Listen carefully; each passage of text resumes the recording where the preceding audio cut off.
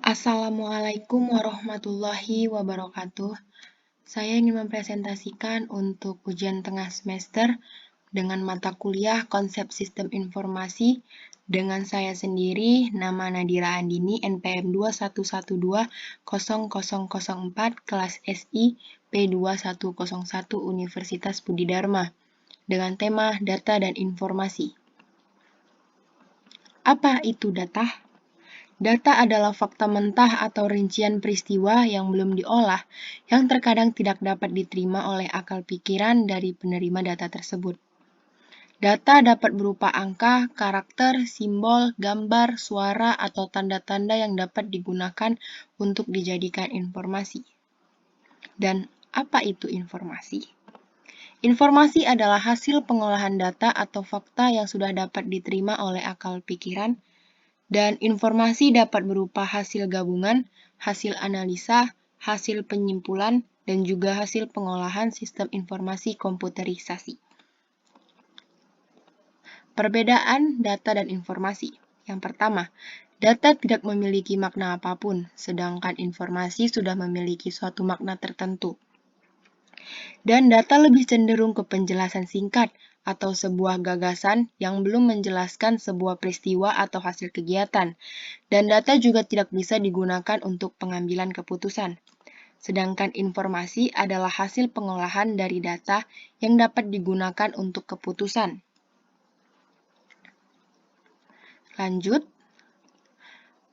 bagi orang awam, data tidak dapat dipahami maksudnya.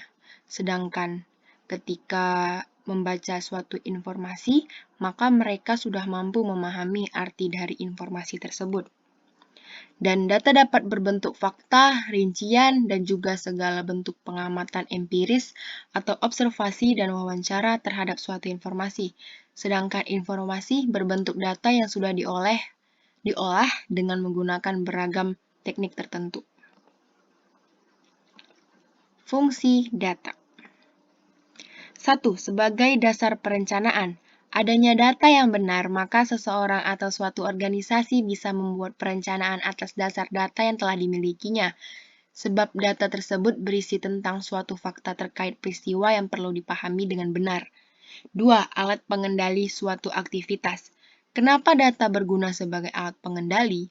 Sebab dengan adanya data yang valid atau asli dan benar, maka bisa dijadikan sebagai tolak ukur dalam memproses atau mengendalikan suatu aktivitas. Hal ini tentunya untuk memudahkan jalannya aktivitas dari ketidakselarasan visi dan misi yang sudah ditetapkan. Fungsi informasi. 1. Menambah pengetahuan. Informasi sebenarnya sangat bermanfaat sebab membuat seseorang jadi memahami sesuatu yang sebelumnya tidak ia ketahui. 2. Mengurangi informasi yang tidak pasti. Informasi dapat membantu kita untuk memahami secara pasti apa yang sedang terjadi. 3. Mengurangi risiko kegagalan. Karena informasi dapat memberi prediksi tentang apa yang akan terjadi, hal ini akan membantu kita dalam mengatasi risiko dan bahaya tertentu. 4. Memberi standar tertentu.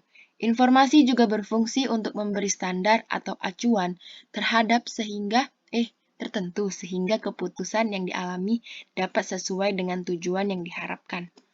Kesimpulan dari data dan informasi adalah, jadi data adalah bentuk yang belum dapat membagi penerimanya, sehingga hal ini perlu suatu model yang nantinya akan digabungkan dan diproses untuk menghasilkan suatu informasi.